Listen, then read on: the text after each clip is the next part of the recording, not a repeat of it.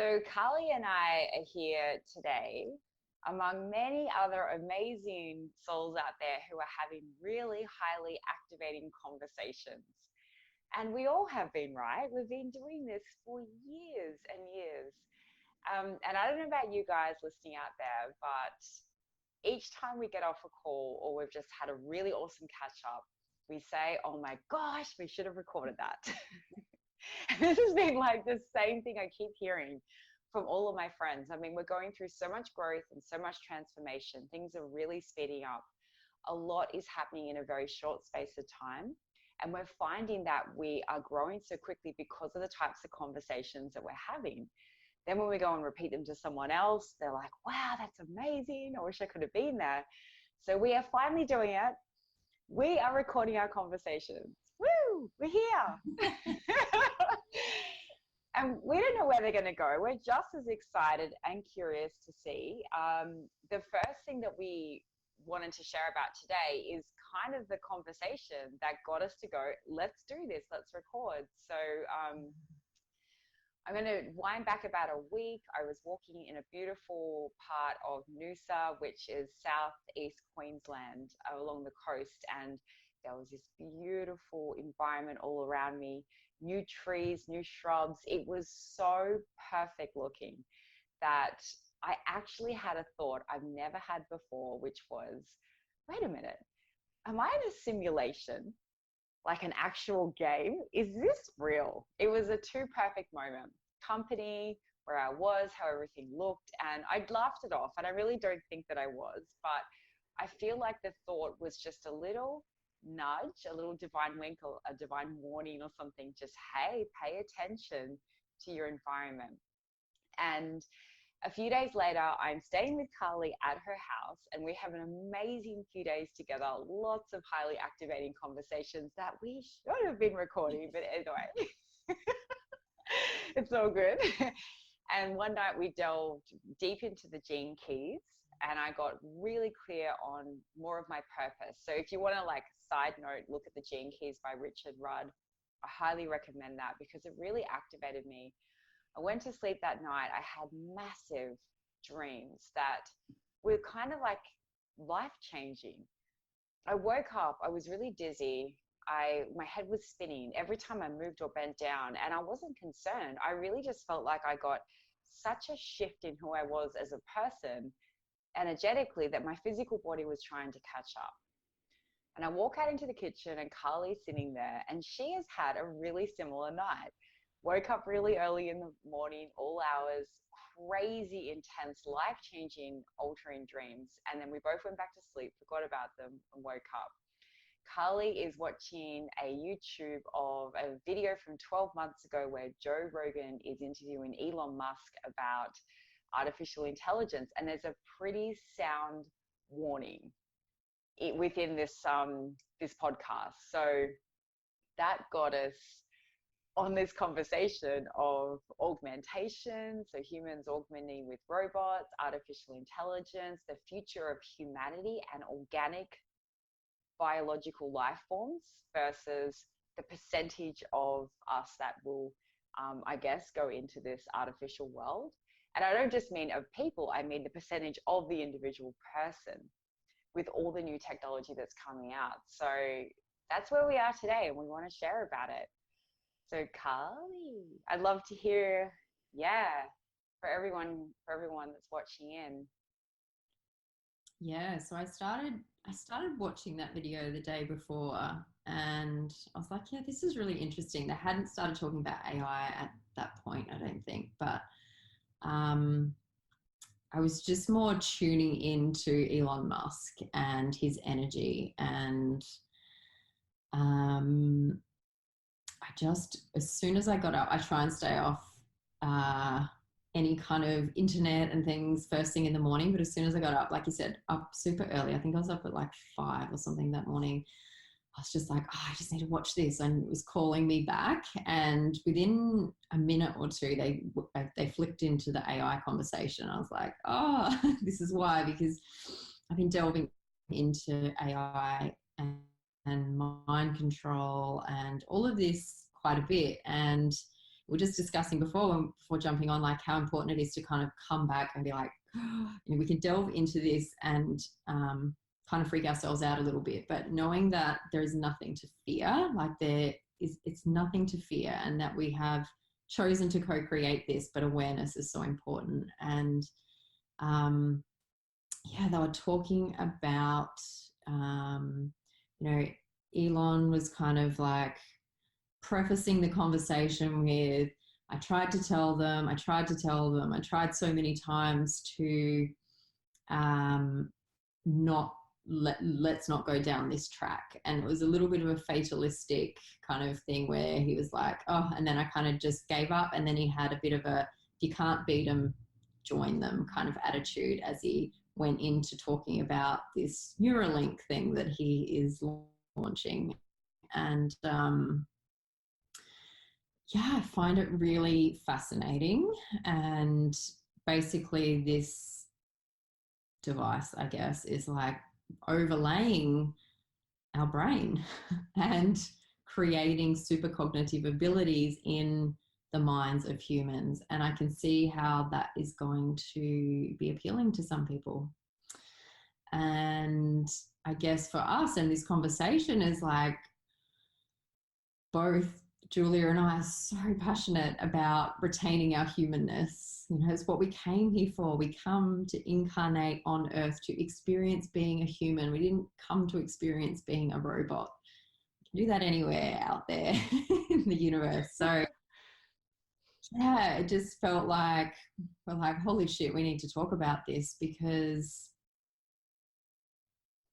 it can be scary, I think, if you want to go into that thought stream. But I think it's so much better just to stay back into like, okay, let's just be aware of this and being really conscious. Like you were saying, it's like that wing from the universe when you are out in nature and still going, oh, am I in a simulation? Like, we really need to be tuning in to where we're at all the time, and knowing also from, how we've been delving into the mind control stuff, how easily that can be projected into our consciousness. So I think being in nature is always going to be the best way that we can come back to what is true. And that's why, like, ultimately, this isn't a simulation, but the question comes in as like, just as an awareness to keep asking that of ourselves all the time. So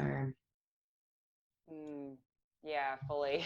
I felt like it was a really great warning. Like, it's just a practice that immediately I adopted. It was just so quick. It was like, oh, of course I'm going to check this. Yeah. Because maybe, I don't know, I feel like you could probably explain it a little bit better in terms of, I feel like starting with the mind control stuff, because you've watched some more recent things, and yeah, if you can share about that a little bit, it'd be good to start with that, because people inherently believe that they're in control. So it's not the case. So yeah, let's just reframe all that and get clarity about what's really going on, because that's going to make everything else make so much more sense. That's what I feel anyway. Yeah. I guess the conclusion that I have come to is that the only thing that can't be controlled is what is inside of our heart. And that is our true center. And there's so much in the spiritual and kind of new age community that is all around the mind and the pineal gland and positive thinking and all of these things. And ultimately, through my own direct experience, as well as listening to other people's experiences, our conversations with other people, it is very inherently clear to me that our minds can be controlled. And there is technology that can do that. And we don't have to dig that far to see the patents. And I shared these on Facebook Live. I did a few weeks ago.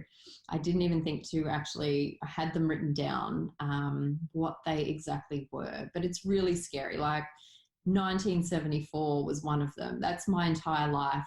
8 years before I was born, these mind control technologies have been patented. So just like actually out there in the public domain, knowing that they're being used versus, secretly, even Yeah. earlier than that. So one of the things that I found probably the most disturbing was that there was a technology that could literally change our thoughts from it didn't remotely, so they could be remotely changed. The human did not have to have any kind of receiver or anything on them, and could be done without their permission. And this was really clearly stated in this US patent. And I was like, holy shit. I knew that it was happening, but to actually see it like written there right in front of you, that your mind is being controlled. We have technology that is doing that. And this was like from that one, I think it was maybe early 2000s, like well over 20 years ago anyway, that this particular technology has been around for. And I was just thinking, holy shit, like it just brings a whole different paradigm of, people with anxiety and depression and these repeating thoughts in their head and identifying with them when they are more than likely not even theirs. And, we're talking about, and you mentioned in your video yesterday about gun shootings and things like that, like the ability to program something into someone's mind doesn't even have to happen in a way that they're aware of it. Like it's not necessarily something that is, someone having a conversation and like trying to brainwash someone. The brainwashing is happening remotely and we don't even realize it. And then another layer to it is then society and all of the things that are happening around us that are almost confirming these stories that people create. And then the next layer was, watching the great hack yesterday, this of how our data on social media and things is being used against us, where they literally were using it to win elections so that they could put certain content in front of certain people, knowing that that was what would sway the votes. So this is just coming from one filter of politics, but that's going to be happening all the time. Like they know the things that are going to be pushing someone's buttons, essentially. Like our feed, like our Facebook feed, we kind of just think everyone's seeing the same stuff, but it's not true. Like it is specifically designed for us, and what no one else is getting the same feed and no one's seeing the same things. Some of the things will cross over, obviously, what they really want out there and everyone's seeing, but the manipulation of what is being shared is huge. And there's all of these elements. So some of it is like really obvious and some isn't at all. Like we literally can't even see it and it's happening around us. So yeah, it is. It's all, you're right. It's all different levels, like subtle marketing and advertising through to full-blown data manipulation. So that information about how Trump won that election on the Great Hack through that specific campaign was mind-blowing for me. Like really 70,000 people chose the US president, and it was those swing states. They just honed in on swing states that could go either red or blue. Then they honed in further on the people that are basically don't give a shit. And then they persuadables, as they actually called them, persuadables. And then they completely they dumped all of their social media platforms with videos and all these different messages. Like basically the words that the campaigner used was, we created a reality that we wanted them to see until they voted for our candidate. And then those persuadables turned the way they wanted them to, and then that's it. So, and like the whole point of this show and this documentary, I feel for me, one of the key things you can get out of it is that there'll never really be another democratic election. It's actually impossible, and it has been for years. Nobody is choosing. So like then there's these patents that Carlee, and then these patents that Carlee's talking about, like some of these, I've looked into some of them briefly, and there are lots of different types of technologies that are not only implanting information, but taking information and then using that information to then plant information back in. And this is like 50 years ago. What's happened since? And what's out of the public domain, just as you shared, so that there's just constant manipulation of our mental body. And it's crossed over into like absolutely everything. So we're at a stage right now where we don't realize that we are being massively tampered with. And these thought loops that you were just sharing about, like the ability to change how people think and feel. I mean, first of all, these are in these patents that you can look at. And I'm pretty sure we'll just post the link to your Facebook Live, because that really went through it really well, like in this video. So you'll be able to access that afterwards.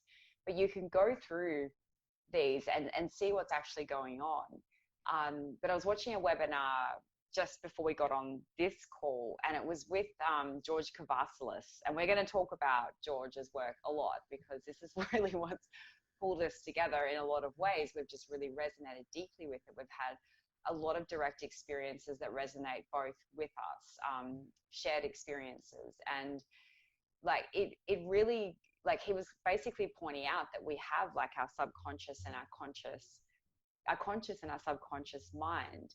And then we have the collective, all of humanity's conscious kind of hive mind. And then we have that subconscious hive mind. But then on top of that, there's like other levels of manipulation through school curriculum and mass media and all these different things that are actually like this overlay that's like an imposition. And this has been now accepted as the general consensus. And then you have technologies. I think I'll get the exact name for it, but it was like biomimic technical intelligence imposition. That's like really the overlay on top of that, which is all the technology that then feeds through all these different levels to the point where it goes all the way into the conscious mind. So we really need to sit back and think, are these our own thoughts? Are these my own feelings? And work out what's ours and what's not. And I know that people have the skills to do this, especially empaths, people that have had spiritual awakenings and have learned not to, take on other people's stuff and their emotions. But maybe it's not so much, like, to me, when I look at that information now, I'm just like, how ridiculous is that? We incarnate into Earth. We have superpowers beyond belief. Most of them are shut down. One of them is empathic abilities, yet suddenly we're this open vessel to take on other people's shit. That doesn't seem right. Why are we regurgitating this? Like, to me, that's a part of the new cage where something that isn't right is turned into a spiritual belief and fed to the masses. That makes no sense to me. We should be able to survive and understand our own emotions. And what George was talking about was just totally blew me away because of the simplicity. He said the natural order of our healing is that we do collectively have wounds and we individually have wounds. This trauma and this wounding has happened throughout our journey throughout the universe. For a long time, we've been incarnating or doing whatever in all different time, space, locations, and we have experiences that can create trauma and wounding. But the greater being, our bigger self, is like conspiring to set up life and reality and our relationships in a way that show us, there's a wound, and then this wound is brought to the surface and this natural process of integration and alchemy happens. And it's actually quite a beautiful process to let that wound go and move on, alchemize the experience, gain the wisdom. But with this imposition, we're getting caught in these memories and these wounding. Like, why would we have, thousands of memories of the same childhood incident? That's not a fault of a human being. That's clearly like, it's crazy now that you think about it. It's like, that sounds more like an imposition. So it's just opening up the world to think a little bit differently about all the bullshit that we've been fed. Some of it might be true. Some of it is truth that has been altered drastically to suit an agenda. And some of it's complete crap. So it's about working out what's real now. And like you said, it's like when you're like looping around all the time, it's a pretty clear. I've always questioned that. I was always thinking like, why? And it was always like, oh, but you're spiraling and, you know, you're coming back and looking at it from a high perspective and all of those things. And I was like, yeah, okay, that kind of makes sense to my rational mind, but why does it feel like it's not getting better, you know, when these wounds were like being triggered or whatever, versus when we know that it's just done and it doesn't come up again. Like, it's definitely just choosing not to buy into that belief system, I think, as well as the chakras, but that's a whole other conversation. But that's a whole nother talk for us. But yeah, it's programmed into us to believe that we have to just keep living this out over and over again. And, you know, when you're in relationships, I think it becomes heightened in some ways because it's like those same things that piss you off about a partner. It's like in your mind, it's truly just a choice. Like, we can choose to think something different, but it's almost like, or not almost, it is, there's these implanted thought processes that make you think stuff. And I think the more that I've brought awareness into, is this my thought versus it's not, like you can really feel when it's your thought, the more I've noticed that so many of those thoughts weren't mine. Wow. Can you share a little bit about that experience, and if you notice any themes of the ones that weren't versus were? Just to help, because I only just found out about this today and I haven't practiced any of this and I'm excited. It's the ones that I've noticed that weren't mine. I mean, there's some I think that is just a natural human, I'm getting annoyed by this thing, whatever it is, a behavior, let's say. And I noticed the same thing happens with my kids, right? They might do something that, leaving their mess around, that was something that I would always like go into this thought spiral of like, they don't respect me and whatever it is, all these things would come up around people not cleaning up after themselves. Versus when I just was like, started choosing to see that from a different perspective, anytime those thoughts would come in, I could feel that it wasn't my thought. And I don't know, I don't really know. This was even before watching that webinar with George, and that just kind of confirmed with me when he like took you through that process of going, you know, sit there and think and have a thought and recognize that's yours. That was like a really tangible experience for me to recognize that. But I knew even when I was sitting there listening to that, I was like, oh, I've already been doing that without even realizing it, just by choosing to have a different thought. Because then when that other thought comes in, sometimes it is a habitual thing, but there's other times where I would feel it that I was just like, no, like it would come in at a time where ultimately what the result was, it would change my behavior towards that person, whoever it was. And it would create, I guess, an energy that wasn't, nice isn't the word. I can't think of the word, but it's like, you know, not an amicable energy between the two. So yeah, I think that I've been doing a lot of reflecting on relationships recently, and that's another conversation we've been delving into, like this whole man-woman thing. But I can see so clearly how so much of what goes on in relationships is programming from outside, but also I do feel that there is definitely elements of thoughts being projected into people's heads about stuff. Yeah. So when you were sharing, it felt like a recorder, like an old experience being recorded back, like an echo or something. It's just constantly penetrating. And just as you were sharing that, I really felt excited within myself, because I haven't actively been working on differentiating thoughts, because I just literally found out about it like an hour before this chat. But because I've been working so much on connecting into my heart soul essence, this gateway, and really operating from this space. This is why I can jump on these conversations, like why we both can, and feel good and be smiling and be in a place of love and not be in fear, because we're operating from heart soul essence, which is an incredible gateway to our greater being. And there's just kind of less reliance on that mental body, but more of a connection between the higher wisdom and the heart. And we're really kind of, I guess I don't feel like my world is up here the way it may be for other people, or it used to be. And what I've noticed is in my own life, so many memory loops of horrible things that happened, or just embarrassing situations that have occurred in my life, or things where I felt shame around.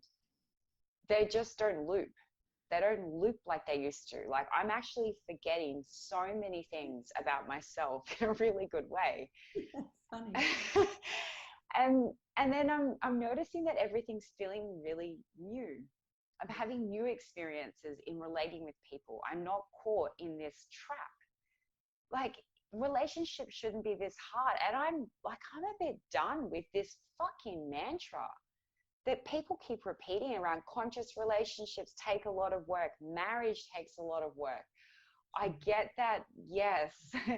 To be living with someone, especially in the dynamic of a family, is going to require more of you than anything.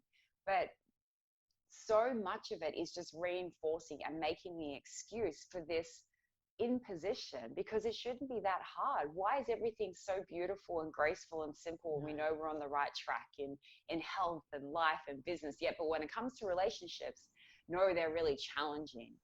They're really, really hard work. And I'm experiencing newness in all types of relationships that I've never felt before. And that has been, I feel like, a direct result of all the inner work and exposure to George's work, and reclaiming myself as a sovereign being, and not allowing this imposition to strongly affect me in my life. And things that we'll share about in other chats later, like literally, removing my chakra system and all these systems that have kept us kind of bound in this world, this synthetic world. So yeah. And one thing that I feel called to share right now in this moment is that I was explaining the difference between synthetic and organic to someone recently, and I don't know whether I got this information from someone else or not. I've literally forgotten, and I don't really care. Like, it's just, this is my truth now, so I'm going to share this. But what you shared, Carlee, I think it was a while ago, about the chakras, like when you go to learn about them, it can feel like a bit of a dead end. I think that's what got me onto this feeling state and really tuning into that energy. So when I first studied the chakra system at college, I was like, is that it? Well, I've already learned all that off the internet. And there's a lot of systems and a lot of things that you can learn that you will feel like you reach a point and you can't really learn anything more. To me, that feels like a wall in a program. You're getting blocked by a program. Now, when you study something that's organic as opposed to synthetic, it's not a program, it's real life. The more you dive into that world, the more you realize you know, the more you realize you don't know. Like, if you look at the universe, you look at biology or something, you're like, it's endless. Now we've discovered this. Now there's all of this. You cannot get blocked. It continues. It's just this free flow. And I was just like, and I was having this conversation with someone at dinner like the other week. I was like, fucking, that's it. That's my personal radar. And I feel really, truth bumps, right? Truth bumps all over my body. And that's the thing, that we're infinite, and anything we are. will feel like that.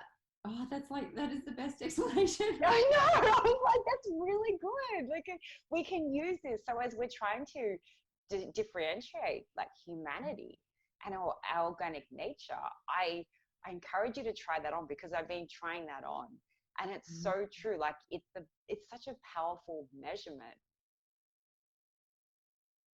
Very powerful. I can feel that. And it resonates completely because that's exactly what I think that was exactly my experience of the chakras and so many other things as well. It's like, oh, is that, that seems really, and it's like this simplicity kind of thing. It doesn't have to be difficult either, but it's so true when you delve into Yeah. the infinite and there's more. And yeah, that's exciting.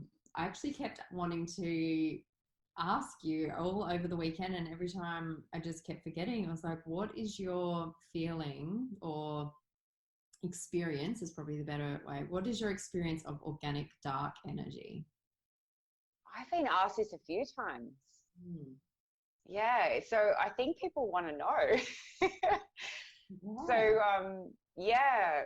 Uh, okay, so for me, and based off George Cavasos's work, this is where it came from, is that there certainly is a synthetic version of light as there is an organic version of light. And there's a synthetic version of dark as there is an organic version of dark. And So just I cut think out. people, So it's oh, just your okay. synthetic version of dark as well as organic version of dark. Is that what you're saying? Yeah, yeah. So that's okay. It's all good.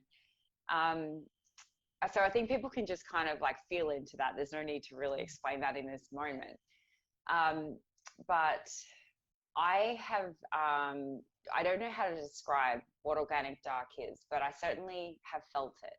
Yeah. And more recently in my life, I was shown quite a few signs and a huge transformative experience, which showed me that I would connect a lot more with the organic dark energies. And for me, they live underworld.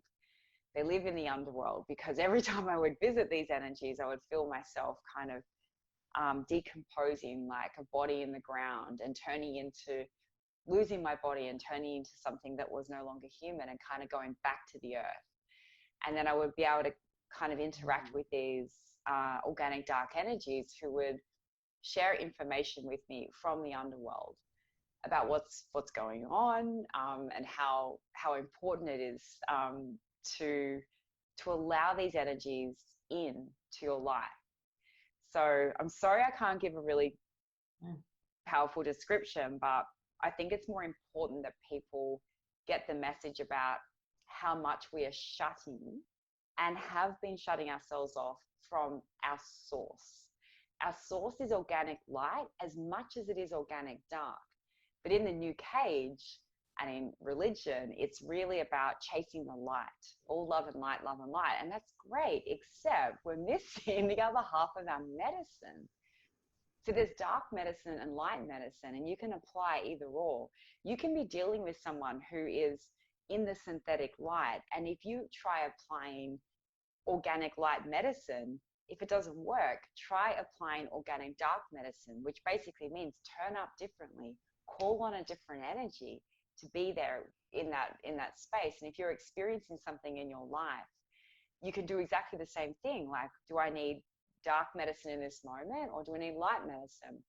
But whilst we've been shunning the dark and playing with it a little bit, there's people who are going deep into shadow work, which is amazing. People who are practicing connecting with the dark energies is more powerful, I believe, than just, shadow. It's not just a shadow.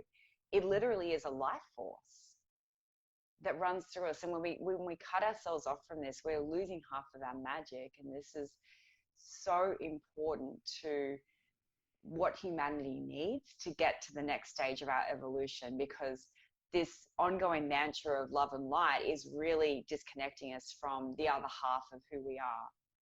Now, when I became aware of that through this message from this darkness, I opened my multidimensional being up to allowing myself to receive dark energy. And there's been a really big shift in everything that I would experience as bad or wrong in my life ever since, or struggle or resistance. Any of those low vibrational experiences, I have a different experience of them now. There's so much more acceptance and surrender into it, and alchemizing it so quickly. So all I can say is it's a beautiful energy, and don't be scared to let it into your life and allow it to work its magic through you. Yeah, it's as I've shared with you before, the dark energy, and I've shared in my videos that it's very much in the new cage, Yeah. and lacked a lot of discernment. Was completely in it, and although the love and light thing has always pushed my buttons, Me so too. and annoying, but was definitely a light chaser and only wanted the light, and anything kind of dark. And I guess probably because a lot of my experiences would be synthetic dark, not organic dark. And I'm still not sure I've had an organic dark experience, but I've certainly opened up to the possibility of allowing that to happen, because I know not long after you shared about that, I just knew in my being that is the piece that has been missing for me, is that there wasn't an integration of the light and dark that was happening. And so I have definitely opened up to that.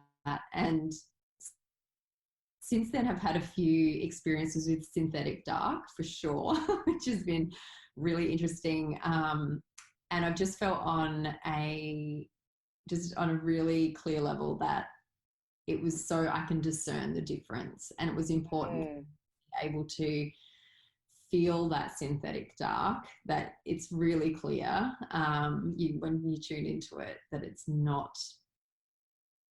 I know when the organic dark experiences happen, I'll just know it because I've experienced it. That's all. Like, it's like you can't really put words to this, because it's just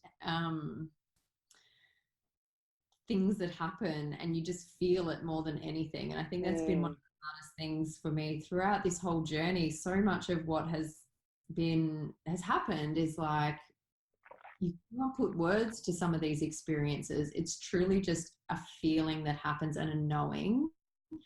And yeah, I guess that was one of the things as well with George's work that really helped. It was all of these experiences that I was unable to articulate for myself that he kind of gave words to. And I guess by us sharing as well, that will also help other people to do the same, just to give at least a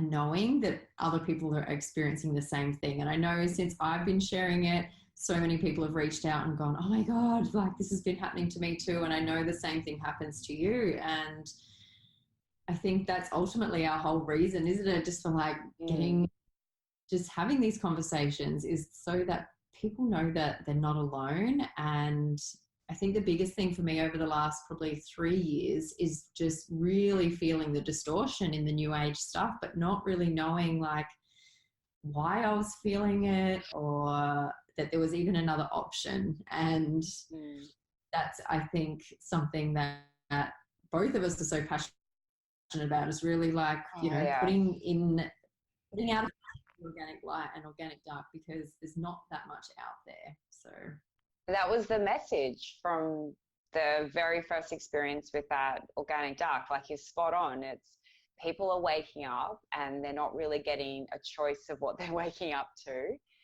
And I know Carlee and myself and quite a few of my really good friends, we are like planting a flag for that organic and saying, hey, if you're resonating and things are feeling a little bit off, like, you can come over here.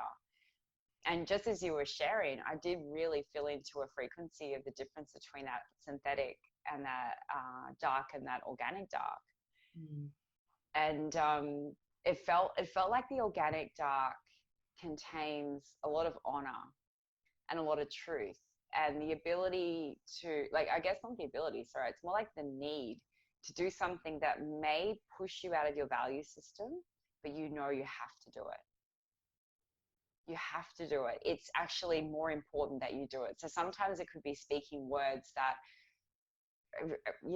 could be cause pain, but it's better to speak those words than to not. And that synthetic dark contains a lot of distortion. It's not truth. And there's a lot of dishonor. There's definitely a really clear difference in the feeling state of it all. And yeah, as people, I mean, there's nothing to be scared of to allow honor and truth into you, but it's just really feeling that carry through you. And yeah, it's like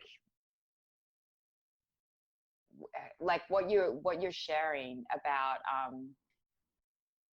what when people are waking up and they're not like they're picking a similar path that we probably picked, right? It's like there's nothing else. The new age and the whole, like, the agendas that have been hijacked in the new age are very loud. They're very seen, and the people who are doing this underground work that don't give a fuck about like celebrity status or I guess having to make lots and lots and lots of money or showing that they're so perfect, you know, spiritually enlightened beings, are really quiet. And it's really hard to hear those people. And not only are they quiet, but the way that our technology is set up is that like this message is only going to go so far. You're fucking lucky to be hearing this message today. Like, whoever it is, it's just not going to get picked up, right? We know that. And that's cool. I'm at peace with that. But these other there's a lot of spiritual people right now, spiritual leaders that are being propped up, and the algorithms support them, technology supports them, they get money, they get celebrity status. I mean, you can just see, like, with all the environmental stuff going on, like there's been environmental warriors, young girls for years, but they don't get picked up. Certain people get picked up, like Greta, and she got picked up, and all the other ones ignored for a reason. So it doesn't just happen magically. Like, question this, guys. Why is this happening? These messages that carry a lot of distortion, that really just suit these big agendas and this malevolent technology, that's what you're going to hear. So if something is really mainstream, including spiritual teachings, whoa, question it. Yeah. Question it. Yeah. When you were talking about the organic dark and the organic light, the thing that I see as being a key difference, as well as what you were sharing, is humility. I think there is a lack of humility in those that are teaching from a place of the synthetic teachings. It's the goddess delusion. It's the, like, you just see it so clearly. Yeah. Once you realize to see, you're just like, oh, for fuck's sake, because it's just, there is just a complete lack of humility. And because they're getting propped up, they're also, again, let's go back to this, like, mind control stuff. It's like, oh, you know, you're powerful, you're this, you're that. And they're literally feeding off the ego of these people. And I have definitely experienced having and this is another video that I had shared, was around, you know, really discerning when we're channeling or receiving downloads or information from some other being outside of ourselves. There are a lot of beings out there with an agenda. You know, they prop you up and they're like, oh, you know, I'm going to make you famous, or whatever it is. It's not necessarily, that wasn't the words I got, because that wouldn't speak to me, but, you know, it's definitely happening. And all they have to do is do what they say, and they'll make it happen. And this is what's happening. Like, we're delving into unseen ETs and things like that. But I think if anyone's watching this, they're probably already down with that. Yeah.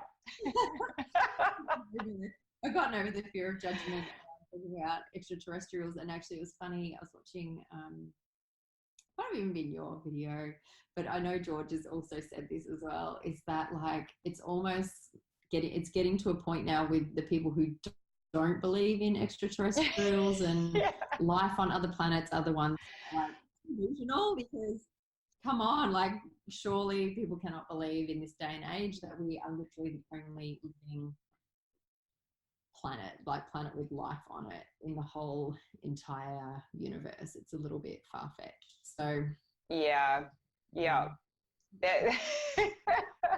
Absolutely. It's kind of getting, it's reaching that point where you sound more crazy to not believe. Like so the tipping point has definitely, we're past that, which is really good. Well, not just the crazy. And like those beings, like like I think you've shared this before, Carlee, like when they come to you and they're like, oh, we need you to share our message, like if they fuel your ego first, like that's obviously something you want to be aware of. I think that's one of your kind of, like reference points. And like my reference point, is like, it's kind of like a different shade of that. It's like, are you feeling like so much love for them and you just want to love and honor them, or are they helping you feel love for you? Like, just by them being in their presence, do you feel equal? Do you just feel as much love for yourself as you do for them? So it's like, is there a feeding relationship beginning from the start? And that's what to be aware of. And if you look at Earth, it's like as above, so below. All the characters that you see on planet Earth right now are represented out there, and you're not going to trust your whole life and all of your guidance to anybody on Earth. Like, you may never have a single person that you can do that with.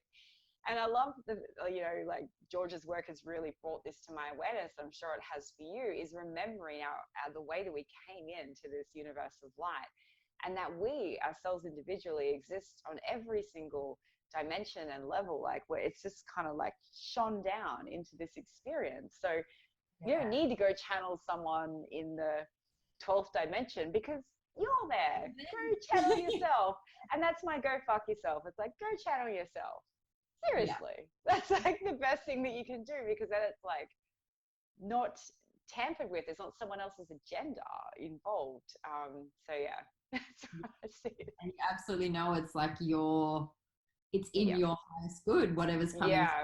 Because it can be hard to discern sometimes, and especially like what I've seen, and I've seen people like post their downloads or their channels, and 99% of it is like, yeah, that sounds really amazing. And then there's just this one little piece that you see, and it's like, like that you can just feel it. You can feel that it's off. And things like, whenever I see people posting like along the lines of basically, my soul is so much more evolved and I'm here because I am more evolved and you need to listen to me. That's basically the energy of it. That's a real fucking red flag too. Like, it's like, for one, if you were that evolved, if your soul was that evolved, you would not feel the need to post that on Facebook. If there is that even possibility that, there's someone's more evolved than someone else, you definitely wouldn't need to be coming from that place. But these collectives, they can come through as a collective, they can come through as a being, they can come through as whatever they're choosing to come through as, or you're choosing to receive them as. If ever it's like, oh, you're so amazing, or, we love working with you, or anything that makes you feel contracted, that's the real obvious one. Like, if there's a contraction in they're saying something, it's like, oh yeah, well, that's obvious. But it's these other little, the fluffing up of the ego is often the one that's the biggest blind side, because it's like, oh yeah, that's nice. Or the other one actually, and this was a real key one that someone else shared, and I was like, yes, it's like when they come and say, I'm going to give you the keys to this, and because they know what you're here for. So you might be someone that is figuring out relationships. Let's just say you're a relationship teacher, and then you're like, I'm going to tell you the keys to relationships, and you're like, this is really amazing, and you get all excited about it. If there's that excitement, that's another one. It's like another really clear indicator that what they're giving you is an agenda. It's setting up an agreement from the start. It's like, I'll give you this, which means that you're actually agreeing to give them something. You may not even know what that is, but often it's going to be fulfilling their agenda. And it's that other feeling, like you scratch your forehead just as I pointed to it. It's like, you may feel a bliss state through your head, like bliss through here. And I just realized I'm running out of battery on my phone. And then that's another thing. It's like, where are you feeling, your experience in yourself? But if there is like an agreement made, immediately you're fulfilling an agenda. Totally. So just, what agenda, then get curious. Well, what's the agenda about? What do they want? Like, definitely delve deeper. Don't let your spiritual ego stop you from diving a little deeper. And it's not about mistrusting every single thing and everyone. It's just about realizing that we're navigating, we're now given like skills to navigate a whole new world. So don't just blindly accept everything you see. Like, if you landed on Earth right now, there's lots of movies like this where someone suddenly has to suddenly adjust to being a human. They kind of fucking make a lot of mistakes. It's the same. You're delving into a whole new world. So just take it easy and And ask questions. I think ask questions. And that is one of the universal laws, is you ask a question, they have to answer. So do you unconditionally love me? Do you have my best interest at heart? Is this optimal for me? What's your agenda? Is this in the highest? What are you getting out of this? Yeah. So many questions that you can ask. Totally. Totally can. And it is. It's just about having discernment, because like you said, you wouldn't just walk up to every human in the street and just trust them unconditionally and say, hey, I'm just going to put my life in your hands, like, hey, like, what is my purpose? And going back to George again, this is like the absolute best quote ever that I will absolutely live my life by forever, is don't ever let your desperation for change cloud powers of discernment. And I was like, absolutely. I've definitely been in a place where my desperation for change was so strong that it absolutely clouded my discernment. And I trust Me too. That perfect, like, because not everyone has to experience it. I had to experience that to know how important discernment is. But never again. Like, I will never be in a place where I allow that desperation to ever govern what my choices are. Because that absolutely is an opening that is not a doorway you want to open. For sure. And I'm just by hearing what you're sharing about it, it's invoking this feeling in me. So I imagine you're feeling it as well, where we just totally get that level of desperation. Like, we get it. It was fucking shit at the start of my journey. It was fucked. I'm just gonna say it on record. It was fucked. It was so bad. Like, to suddenly wake up and see how disempowered I was and everything that I was doing wrong and every scenario that I was recreating in my life, and then just go through chaotic experience after chaotic experience and moving 50 fucking houses and 10 jobs and 5 relationships, thinking every single one of them was the one. Just like, oh my goodness. so many things that we've all gone through, and then on our own version, and that desperation is strong. But the path seemed almost like it would never end, that we would keep spiraling, and that is the trap. Like, if you stop that rhetoric of, oh no, this is just the spiritual journey, you just got to keep going around, just notice what's actually that whole thing that we've just been talking about for the last hour or so. Notice when it's that versus what's true, because it's meant to be more graceful and you are meant to thrive. Yes, it'll be challenging, and yes, you're going to have to really get out of your comfort zone and dig deep and be humble and willing to look at your shadows and all this sort of stuff. But it's not meant to be a situation that makes you so horrendously disempowered and upset and caught in the same patterns of behavior over and over again. That's a fucking program, and you can renounce that now. We're sovereign beings, and that's all it takes. It's just like Yeah. even just holding that intention and just putting it out there and going, no, fuck this. Like I'm not Yeah. Tampering with me. off. Yeah. I've said that a couple of times. Yeah. I've done it like 3 times since watching that webinar this morning. I'm like, no, thank you. I'm a sovereign being. You don't have my permission. As per universal law, you don't have my permission. This imposition is not allowed to affect me. And it's just that's the beginning building blocks and the stages and of really getting out of this system that I think we're going to talk a lot more about. We might have to finish it up there for today. My phone's going to go dead in a sec. And I'll have a baby like soon, so good timing. Perfectly timed, yeah. So, so many more of these chats. Thank you so much for watching. Gosh, we appreciate your presence and for giving us your precious time. And we hope you received what you needed to get. I'm sure you have. And if there's anyone, knowing that the algorithms are not going to work in our favor, and knowing that this is not information that's going to get propped up. If you feel like, yeah, people need to know this, please share it, because we're not out to be famous. That's a program. It's like, yes, so not buying into that. But we both have such a strong passion and desire for human beings to remain human and